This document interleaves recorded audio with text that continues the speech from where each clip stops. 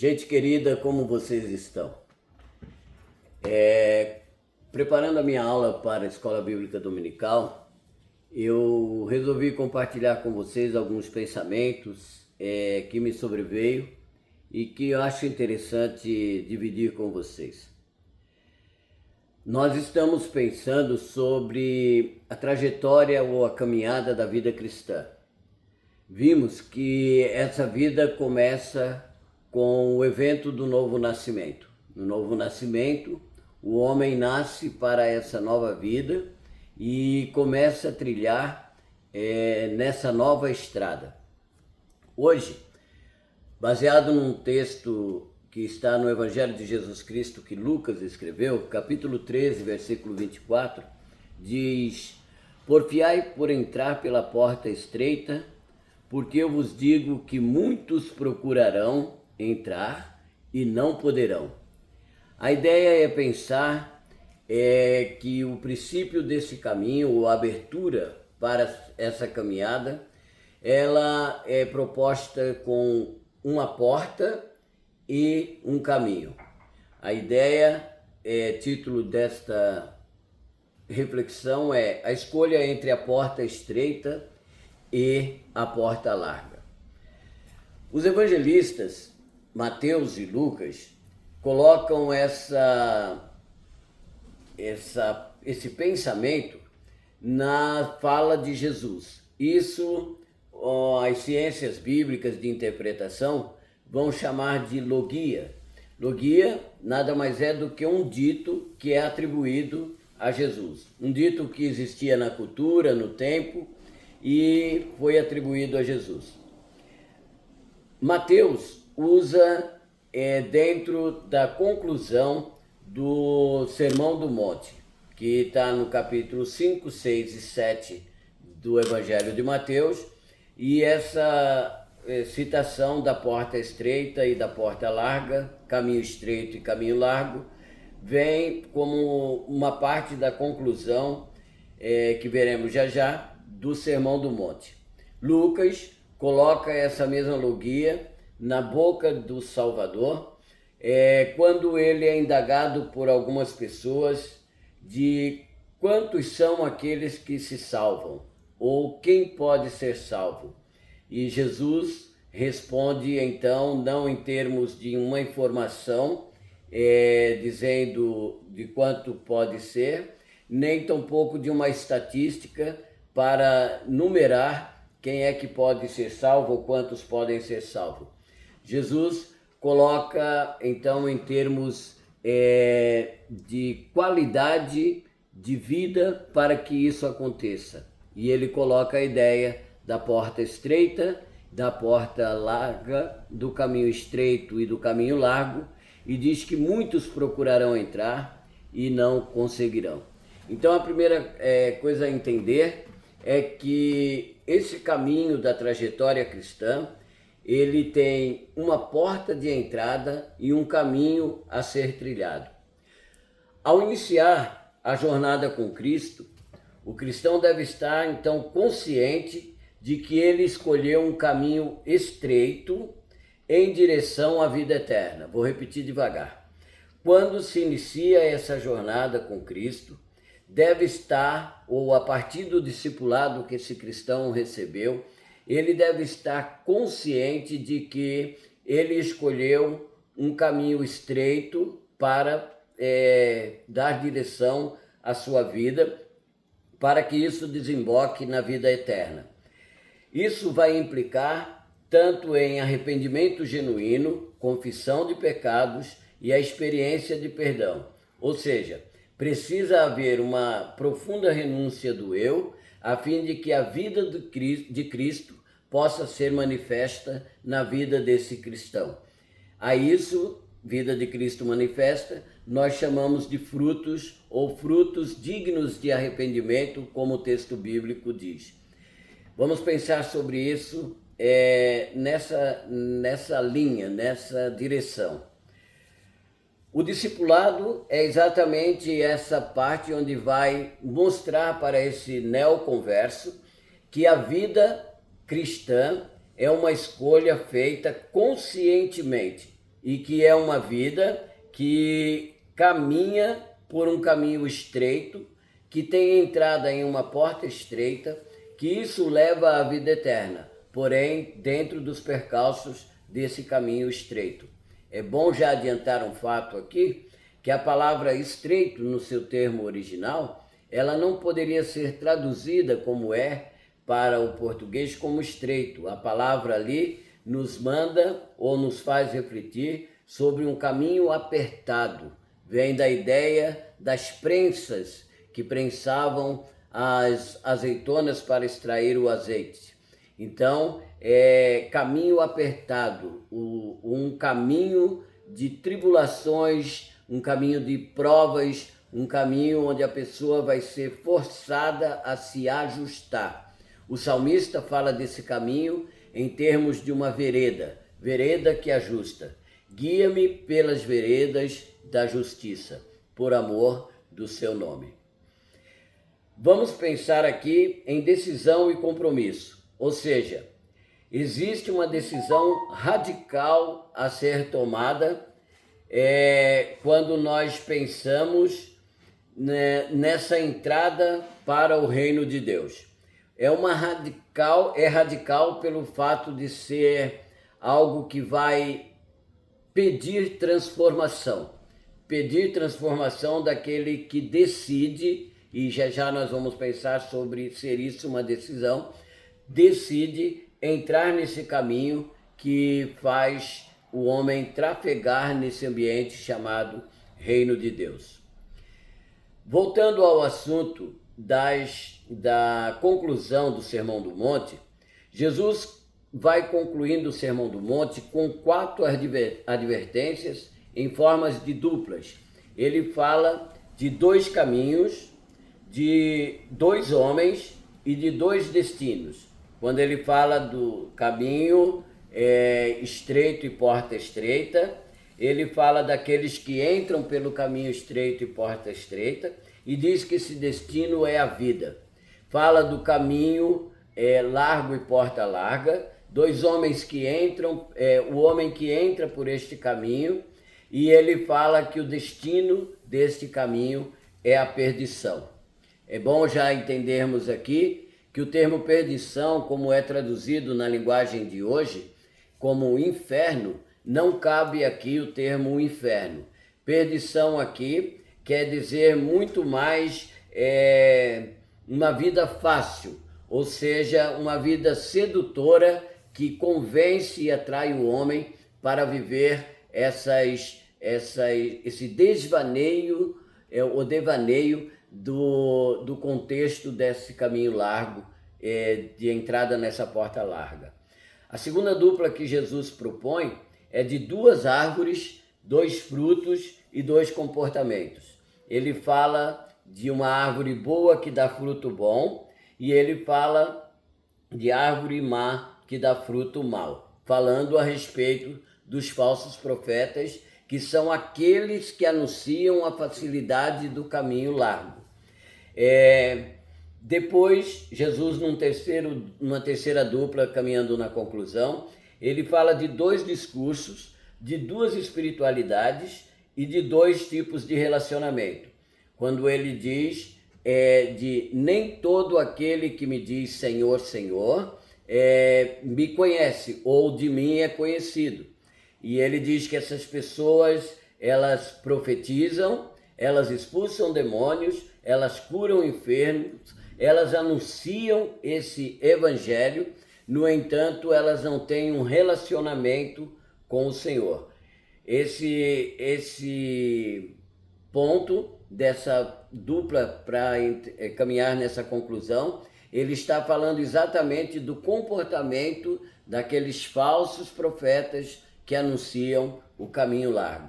Por fim, ele diz 2 construtores, 2 fundamentos e 2 resultados. Quando ele fala do construtor que construiu sobre a rocha e do construtor que construiu na areia, ele fala que um era sábio e o outro era tolo, e ele diz que uma casa não suportou e não se manteve sustentável quando veio a tempestade. Ele diz que tudo isso é aqueles que ouvem as suas palavras e as praticam. Logo, ele coloca essa forma de caminho, essa forma de porta estreita, de caminho estreito, porta larga e caminho largo, a partir da recepção obediente que o homem tem ao Evangelho. E isso aqui deve ser transmitido para aquele que recebe Jesus Cristo através do Evangelho na prática do discipulado.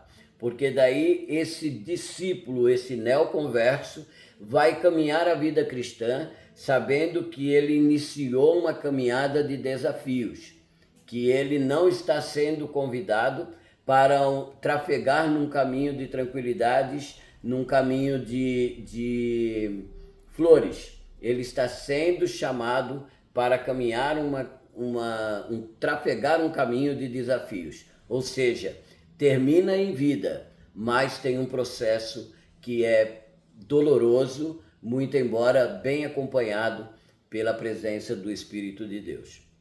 Primeira parte, há uma chamada a pensarmos nas portas e nos caminhos. Primeiramente, a metáfora da porta estreita e do caminho estreito. Quando se fala de caminho, a Bíblia está sempre falando ou apontando para uma conduta, para uma maneira de viver.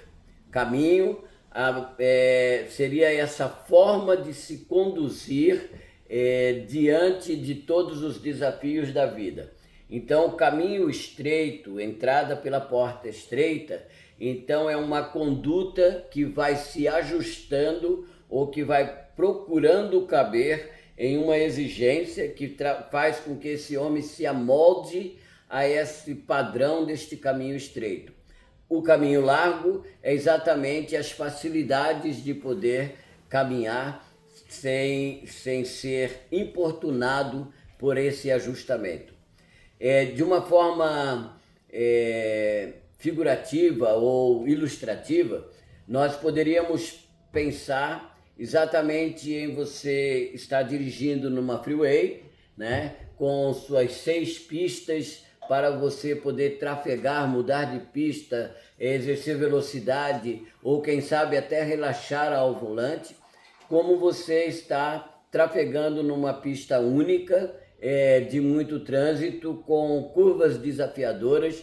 Então esse caminho estreito exige cuidado, vigilância, exige projeto, exige tantas coisas que fará esse homem bem se conduzir nesse caminho. Essa metáfora então aponta para uma conduta, para uma forma de viver.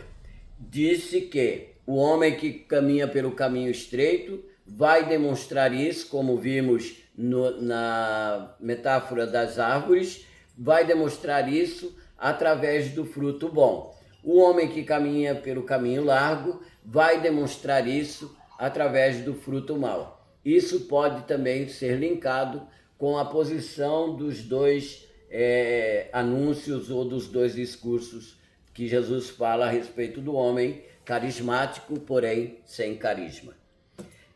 Ou com carisma, porém sem caráter. Melhor assim colocado. Quando a gente pensa então no homem que entrou nesse caminho estreito, nós estamos dizendo que isso implica em realinhar a vida de acordo com os padrões do reino. Ou seja, é isso que Jesus vem ensinando, que no Sermão do Monte. Entrar pela porta estreita e caminhar no caminho estreito é realinhar a vida de acordo com os padrões do reino. Quando você volta para ver então o Sermão do Monte a partir do capítulo 5, você vai ver que existem muitas coisas no reino de Deus e que são exigências que este homem vai ver exatamente quando estiver caminhando no caminho estreito. Por exemplo, Jesus usa algumas vezes dentro do Sermão do Monte a expressão: ouviste o que foi dito aos antigos, eu, porém, vos digo, mostrando que a ética do Novo Testamento ou a ética de Jesus é muito mais exigente do que a ética da lei, a ética da lei de Moisés. Ele coloca em termos do tipo: ouviste o que foi dito aos antigos, não matarás. E ele diz: agora eu vos digo que se você no seu pensamento desejar o mal do seu irmão, você já é um homicida. É muito mais estreito, é algo muito mais exigente. A ética do Novo Testamento, ou a ética de Jesus, é uma ética de exigência prática. É uma ética de exigência prática no sentido de que é a expressão do coração do homem e não simplesmente uma prática que você faz de maneira visível a fim de que não seja... por exemplo, você diminui a velocidade onde está 80, sabendo que poderia dar 120, mas com medo da multa você diminui a velocidade. Mas no seu coração o seu desejo era de estar a 120. O que Jesus quer dizer é que se no seu coração você já pensou aquilo, você já quebrou então esse princípio do reino. Andar pelo caminho estreito é realinhar a conduta a partir da exigência de como se vive ou como se procede neste caminho do reino de Deus. Isso tem que ser entendido por aquele que entra nesse caminho, que isso tem um custo, e é um custo caro. É caro, nós aqui vamos ter que entender a ideia de graça, porque geralmente a gente sabe que a graça ela tem o seu efeito capacitador. A graça é capacitadora, é a palavra do próprio Senhor a Paulo dizendo que o poder se estabelece na fraqueza. A graça é capacitadora, mas ela também tem um custo. E esse custo os evangelhos vão chamar de renúncia. É a poda, é a maneira de você estar podando a árvore, e Jesus disse que ainda que ela esteja produzindo, ela precisa passar por poda. Ele diz: aquele que dá fruto vai ser podado para que dê mais fruto. Vai ser limpa essa árvore ou esta vara para que ela possa dar mais fruto. O que nós temos que entender é que o custo para andar no caminho estreito, ele se chama renúncia. Essa renúncia, ela é diária. Essa renúncia, ela é cotidiana. Essa renúncia, ela é temporal, ou seja, vai acontecer no tempo enquanto estivermos no tempo. Porque o final, o resultado deste caminho é a vida eterna, porém acontece no tempo. Qualifica a caminhada, na verdade. Nós temos que entender uma segunda coisa dentro disso, que além de custar caro, de ter esse preço da renúncia, é um incômodo. Por que é um incômodo? Porque exige de nós algo que muitas vezes nós não queremos.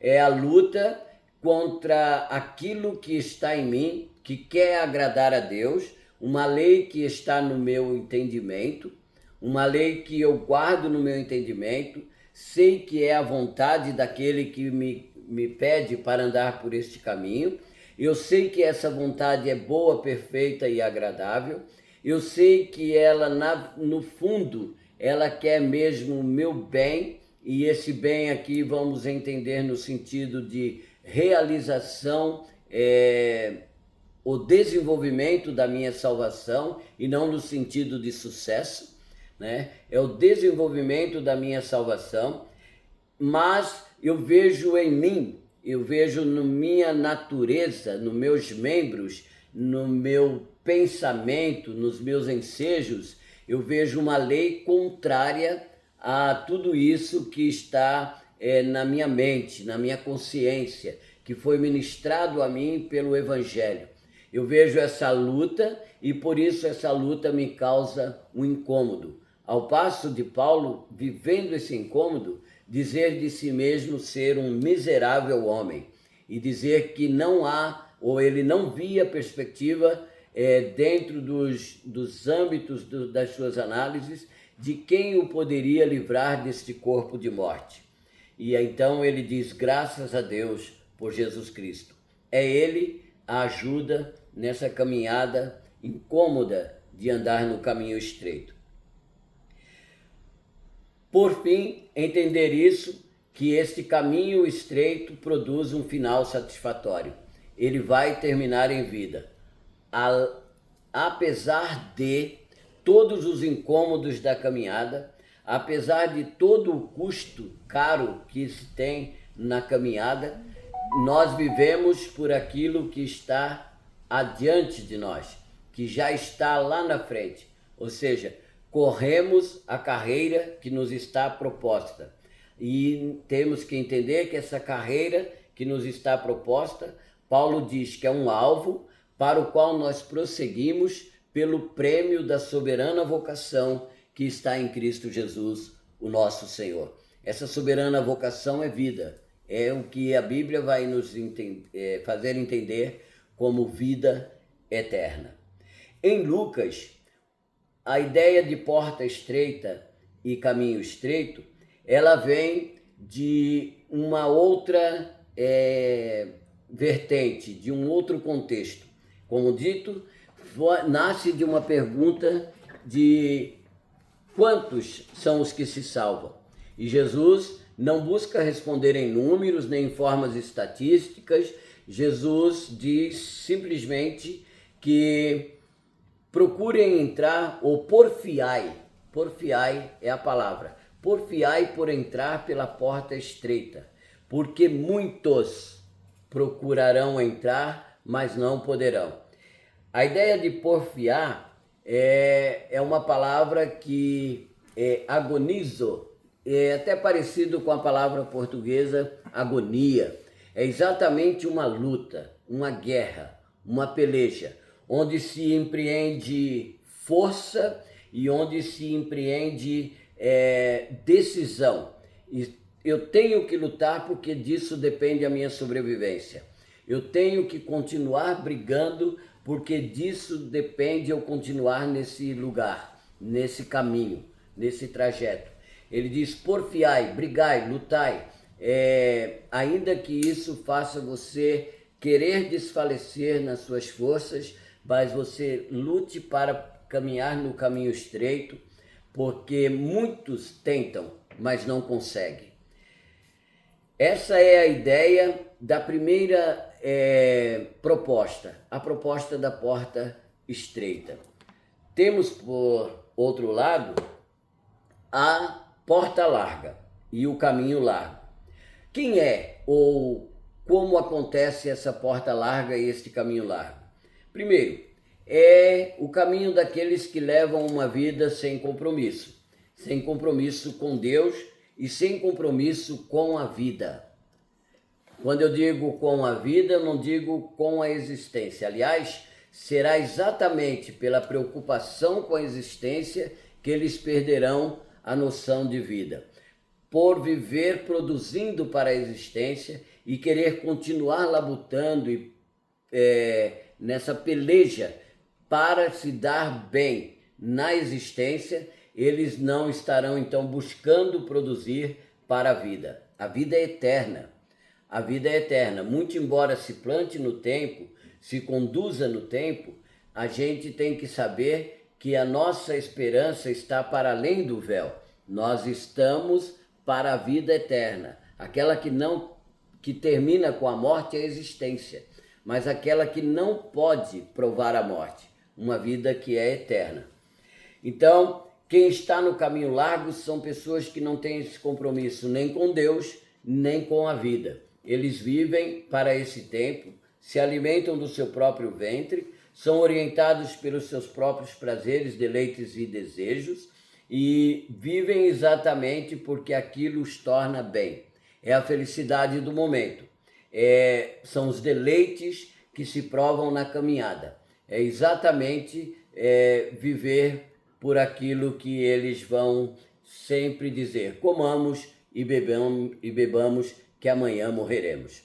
Isso é existencialismo puro.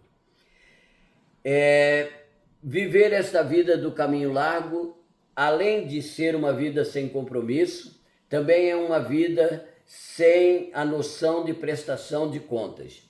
É entender que vamos viver na existência, comamos e bebamos que amanhã morreremos, e logo não teremos que prestar conta a ninguém. É a ideia do morreu, acabou. Do morreu, acabou. É o homem que disse que, tendo muitas coisas, ele encheu todos os seus celeiros e deitou tranquilamente e perguntou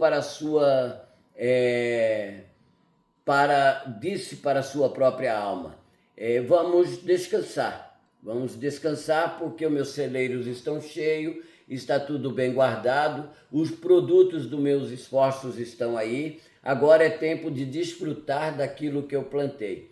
E a pergunta que vem para ele é, louco, essa noite te pedirão a tua alma, e o que tens preparado para quem será?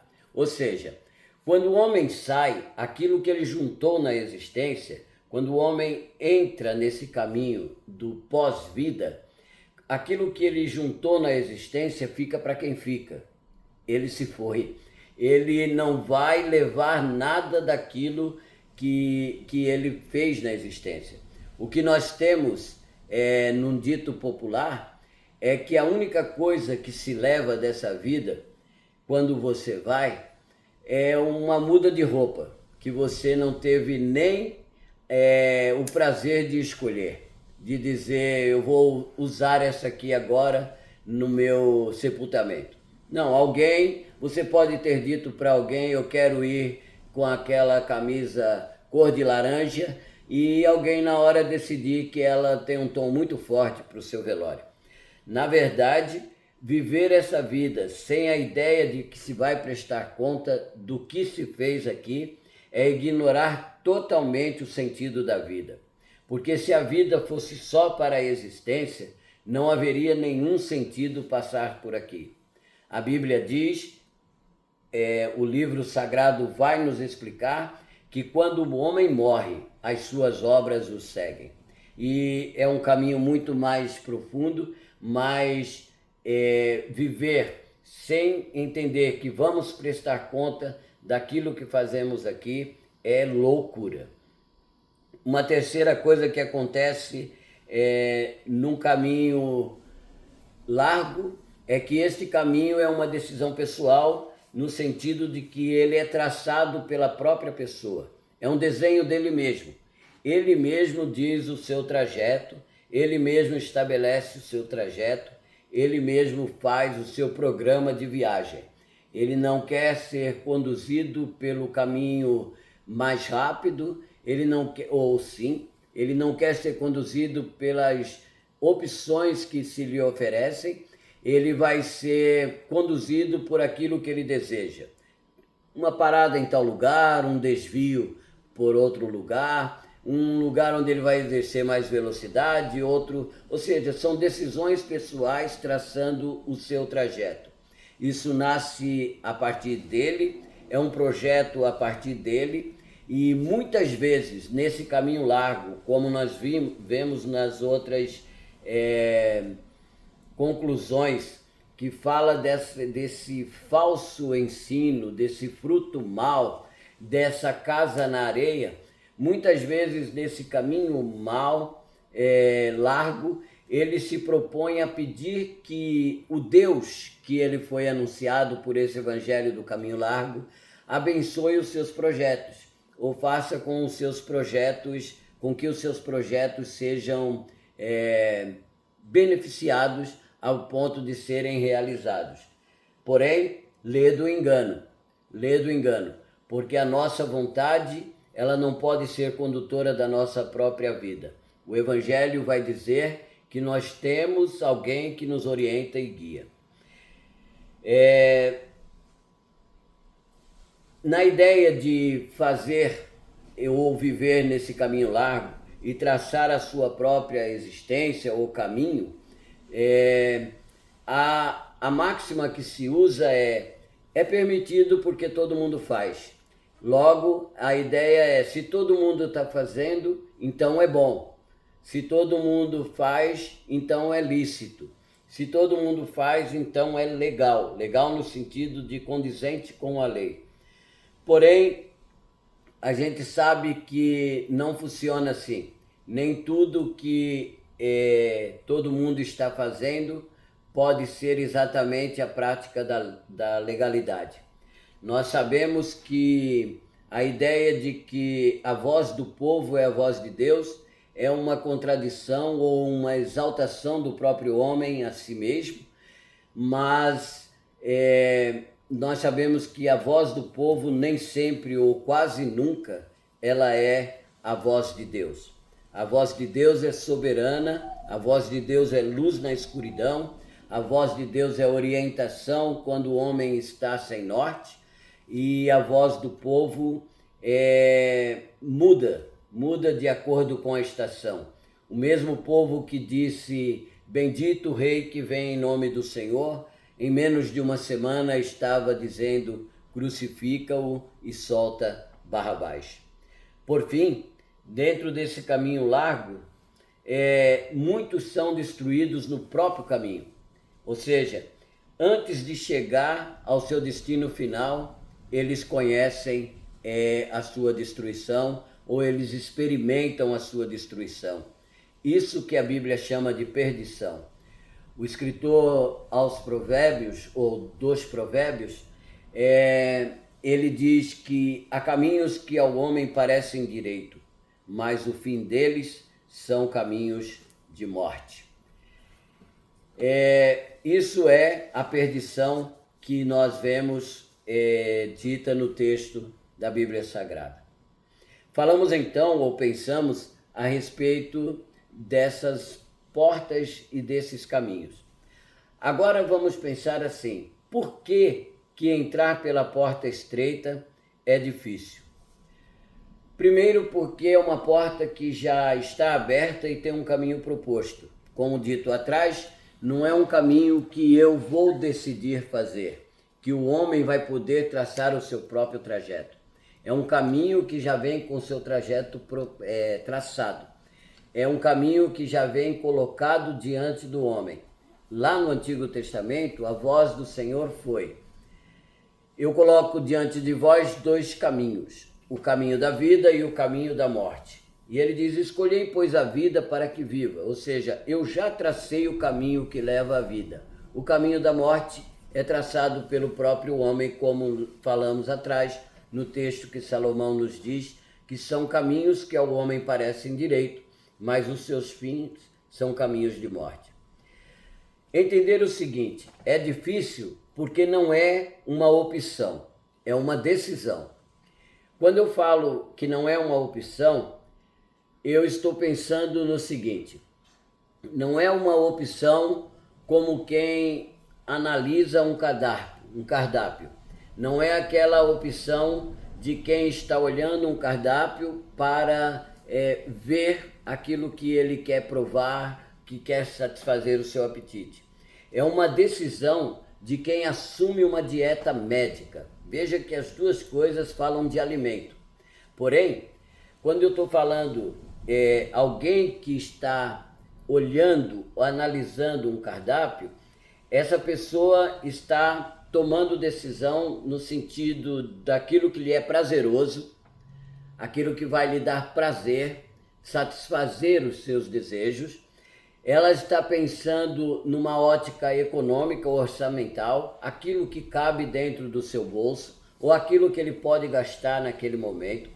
Ela está sendo orientada pelos seus apetites e pelos seus sentidos ou sensações. Escolher a partir de um cardápio é uma opção. Ele vai poder dizer, quero carne e não frango, quero peixe e não frango e carne. É uma opção. A segunda não é prazerosa, porque já vem feita. Uma dieta médica, uma dieta hospitalar, é diferente daquela dieta estética. A dieta estética é aquela que você pega por sua própria necessidade. A palavra aqui é necessidade. A dieta estética é aquela, vou fazer para perder peso, vou fazer para ficar mais elegante, vou fazer para usar tal roupa. A dieta estética está pensando em uma performance. Ela é mais do que atender simplesmente uma necessidade, uma carência. Qual é a ideia aqui? É que a dieta hospitalar ou médica, ela não é necessária, ela é imprescindível. Nós vamos ter que dividir as coisas nesse sentido. Uma dieta estética, ela é necessária. Claro, você sabe que vai te dar qualidade de vida, vai te dar melhor saúde, vai te fazer caminhar melhor, viver melhor, dormir melhor, tudo isso melhor. É necessária, mas qual a diferença do que é necessário para o que é imprescindível? Necessário é aquilo que sem ele a vida perde em qualidade. Imprescindível é aquilo que sem ele a vida não existe. Então uma coisa... Ficou legal essa. Uma coisa necessária, a vida vai perder em qualidade, porém ela continua existindo. Agora, uma coisa imprescindível é aquilo que sem ela a vida não existe.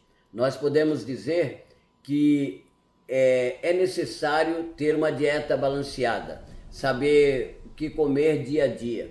Agora, se o homem não tiver condições de fazer essa dieta balanceada, ele pode comer a mesma coisa todo dia e ele vai continuar tendo vida, né? Pelo menos nesse sentido da alimentação.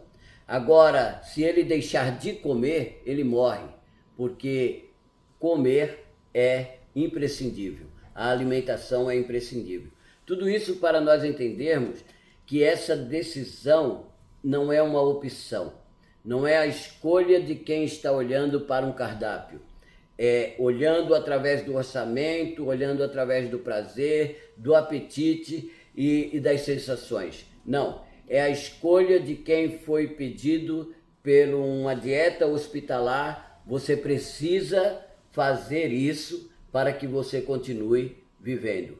É uma escolha que é vital. Escolhei, pois, a vida para que viva.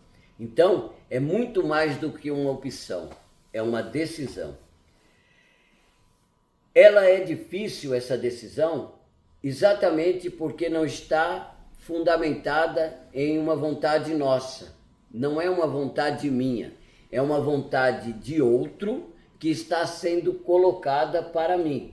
É uma vontade exterior, uma vontade que vem de fora. E deixa eu te dizer uma coisa. Ainda que essa vontade seja do conhecimento da minha mente, que é a vontade de Deus, e que ela é boa, perfeita e agradável, sempre a minha natureza vai pensar nessa vontade em termos de poda, vai pensar nessa vontade em termos de cerceamento da minha liberdade, cerceamento dos meus quereres, de um Deus que luta, que se deleita em me podar daquilo que me faz feliz. Sendo assim, sendo uma vontade que vem de fora, isso gera alguns impedimentos a partir da alma humana. Essa alma vai lutar então contra aquele querer que vem de fora, contra essa proposta de Deus. E nisso, muitas vezes, o homem opta pelo caminho largo exatamente porque ele troca de mal com Deus. Ele entende que Deus está querendo lhe privar da sua própria felicidade. Porém, Jesus, ele faz uma proposta no reino, uma proposta que é transparente, muito embora ela seja transparente e seja permeável. Porque nós temos que entender que muitas vezes a gente diz que é transparente, mas não é permeável. Porque ser transparente é você deixar ver o seu outro lado. É ser transparente como um vidro, que ele é transparente, você vê o outro lado, mas você não consegue transpor. Você tem limites, você não entra.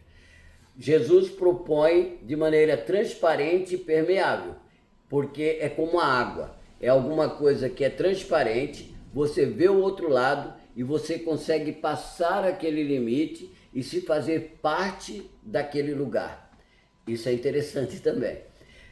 Então, a proposta de Jesus é de uma transparência e permeabilidade que você pode ser inserido naquele contexto.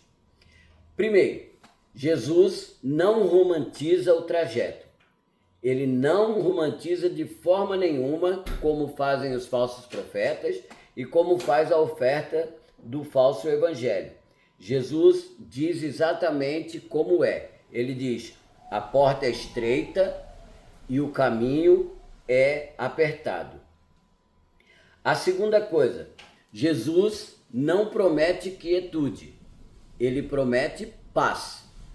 Não é quietude, exatamente porque ele diz que o caminho é de agitação, de perturbação, que o caminho é de pelejas, e ele chama isso de aflições. No mundo tereis aflições.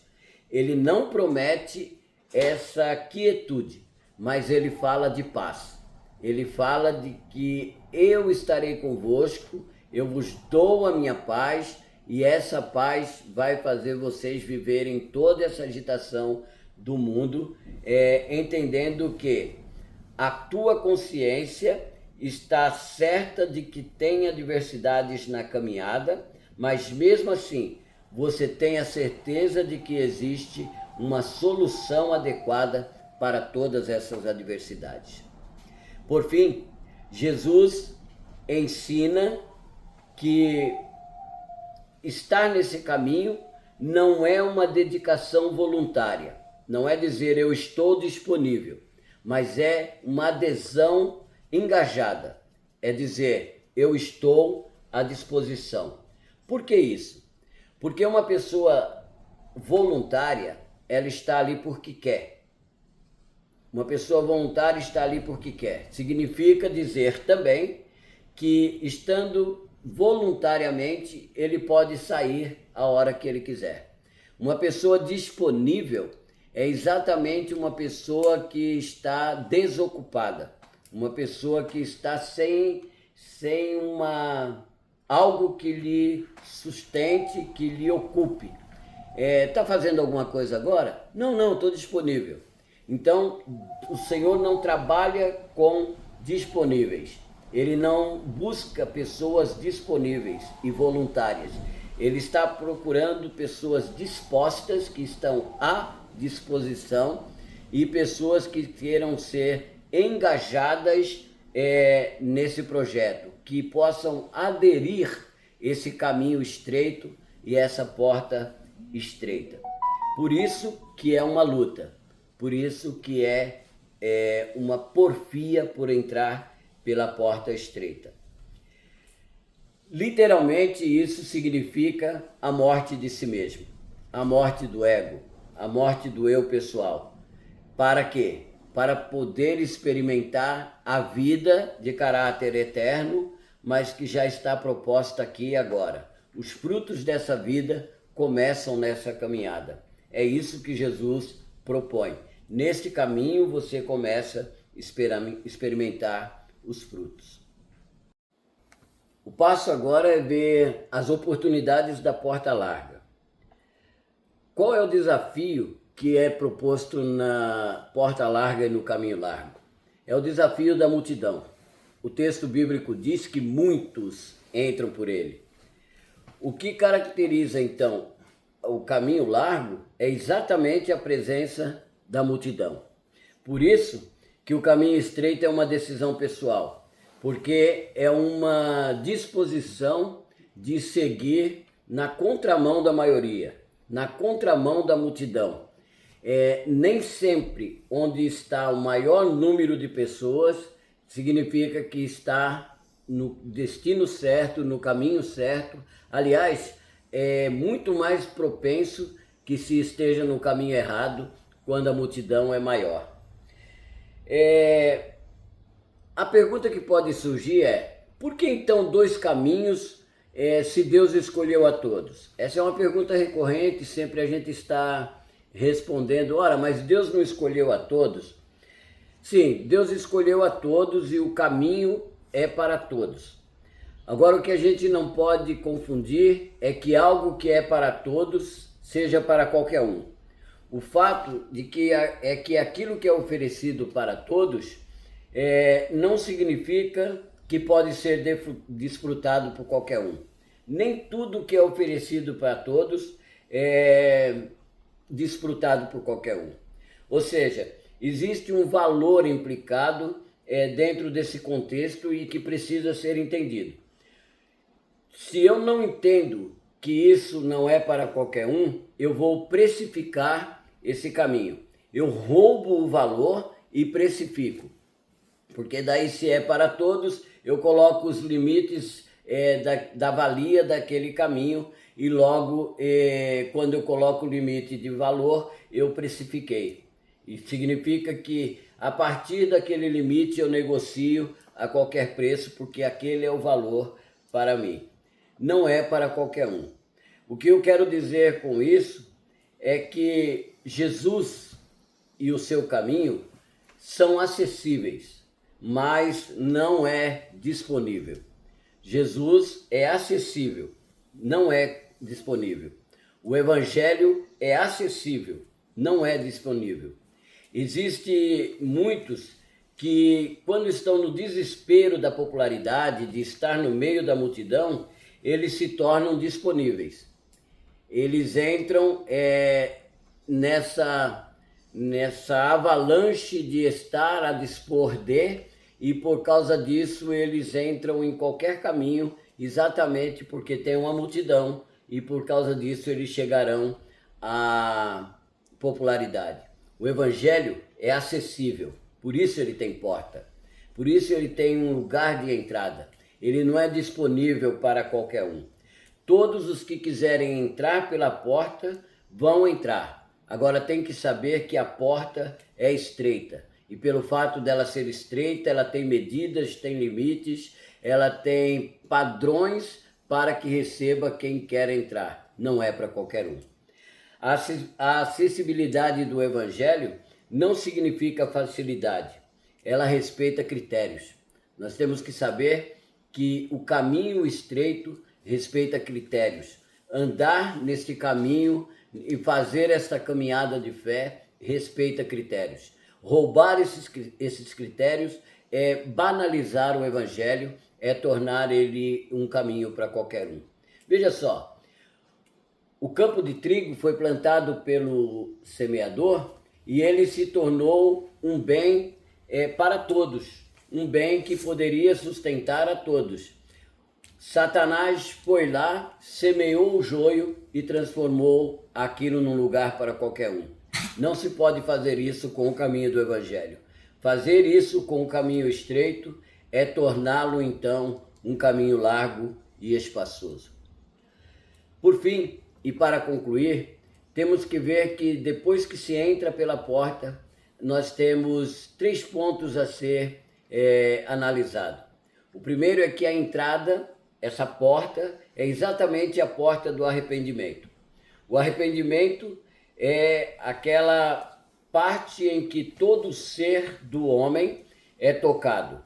O arrependimento na Bíblia Sagrada, ele é composto por 3 palavras que nos fazem entender o seu conceito para que possamos viver essa ideia de arrependimento. Primeiro, existe no arrependimento um elemento que a gente pode chamar de elemento intelectual. O elemento intelectual tem um termo grego para ele, que é epignosis hamatia, ou seja, conhecimento do pecado. Através da pregação do Evangelho, o homem, pela fé, pelo ouvir, recebe a fé no seu coração, e isso vai lhe produzir o conhecimento do Evangelho, o conhecimento do pecado. Ele vai entender, então, qual é a sua relação, qual é sua posição em relação ao pecado, e isso vai lhe trazer um sentimento de culpa pessoal. Ele vai entender qual é a sua relação com Deus, e isso vai fazer com que ele entenda que Deus exige retidão por ser um Deus de justiça, e ele vai entender qual é a sua relação consigo mesmo, e ele vai saber que por causa disso ele está maculado e desamparado. Isso é a primeira parte, ele tem um conhecimento intelectual do pecado. Nós temos um terceiro ponto, que é um segundo ponto, que é aquilo que nós vamos entender como o elemento emocional do arrependimento. O elemento emocional é chamado na Bíblia Sagrada com uma palavrinha grega que é metamelomai. Metamelomai nada mais é do que um sentimento de tristeza em relação ao pecado. Esse sentimento é o elemento emocional do arrependimento. O homem precisa sentir uma tristeza pelos seus feitos. É quando ele sente tristeza pelo pecado e ele entende que precisa ser perdoado. Essa tristeza pelo pecado, ela pode ser de duas formas. A Bíblia diz que quando ela é uma tristeza segundo o mundo, ou segundo o pensamento do presente século, ela vai ser simplesmente um remorso. Ela é simplesmente querer se eximir daquela culpa. Então, esse remorso é a tristeza segundo o mundo. A Bíblia diz que ele opera a morte. Agora diz que a tristeza segundo Deus, que é aquele quebrantamento e a necessidade de perdão, isso aqui opera o arrependimento.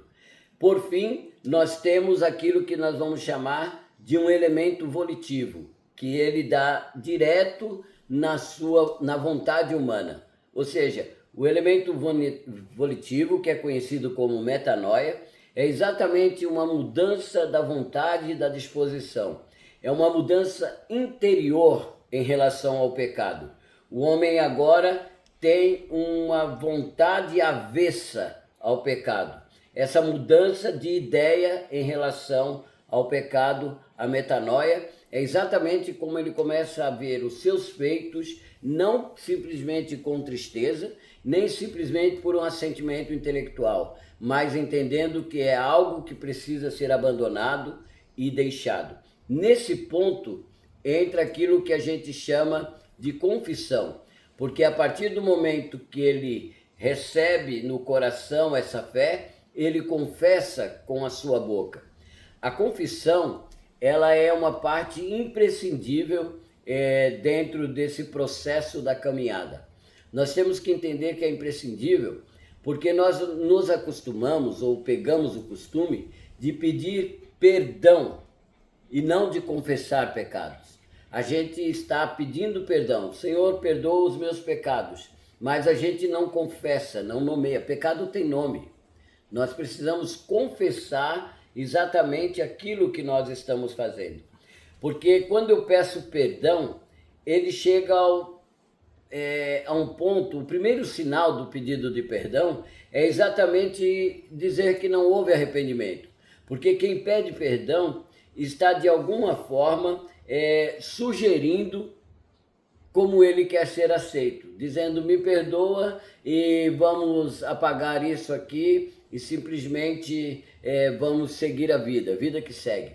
O arrependimento, ele vai chegar num ponto de confessar o feito e fica à disposição de Deus para saber o que Deus vai fazer. Deus nos recebe em misericórdia. A Bíblia diz que o salário do pecado é a morte. A partir do momento dele confessado, o que nós merecemos é a morte. Mas a Bíblia diz que exatamente por causa da misericórdia, nós não somos destruídos. Diz que as misericórdias de Deus são as causas de nós não sermos destruídos. Quando eu estou confessando o pecado, eu estou renunciando os meus direitos. Por isso, o resultado é cura. Confessar pecado é dizer aquilo que eu fiz e saber que agora eu estou livre, solto, liberto daquele fato. A Bíblia diz que aquele que confessa e deixa alcança misericórdia. Então, confissão de pecado É diferente de tristeza e de desapontamento. É diferente de eu me arrepender naquele sentido de que eu tentei fazer certo, mas não deu certo, né? É o Judas que percebeu que tinha feito algo errado, mas ele julgava no seu coração que ele tinha boa intenção, mas quando ele percebeu o seu erro, ele não foi a Jesus pedir que o Senhor perdoasse o seu feito, ou que o Senhor visse o seu arrependimento a respeito do seu feito, dizendo, eu te traí, Senhor. Não, ele foi aos homens devolver o preço do seu pecado e dizer que tinha traído sangue inocente. Ele não foi confessar, ele foi tentar consertar. É diferente. Confissão é querer que eu possa ser livre do meu feito. Não é querer que eu possa compensar o dano que eu causei. Por fim, confissão busca restaurar a relação. Quando eu confesso o pecado, eu não estou querendo compensação da minha culpa, ser aceito pelo meu mal feito. Não, eu estou querendo restaurar a relação. Eu estou pensando agora no filho pródigo, quando ele retorna.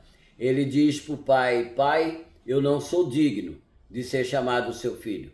Eu pequei contra o céu e perante ti. E aí, nisso, o Senhor, o Pai, o recebe de novo em casa.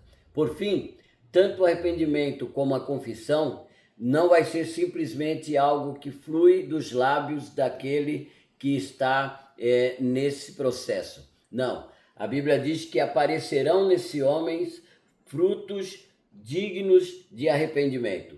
Então, aquilo que ele era, ele não é mais. Aquilo que ele fazia, ele não faz mais. Efésios capítulo 4 vai nos dizer exatamente isso, que há um processo de mudança, na verdade não de mudança, há um processo de transformação. Há um processo de transformação, que é exatamente não mudar simplesmente de um ponto para o outro, um tráfego de um ponto para o outro. É ser transformado daquilo que era numa outra natureza, numa outra pessoa. Esse é então o desafio da porta estreita e do caminho estreito.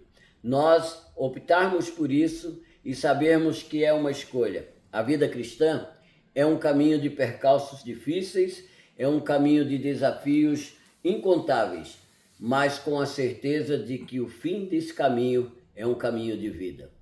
Que seja assim, em nome de Jesus.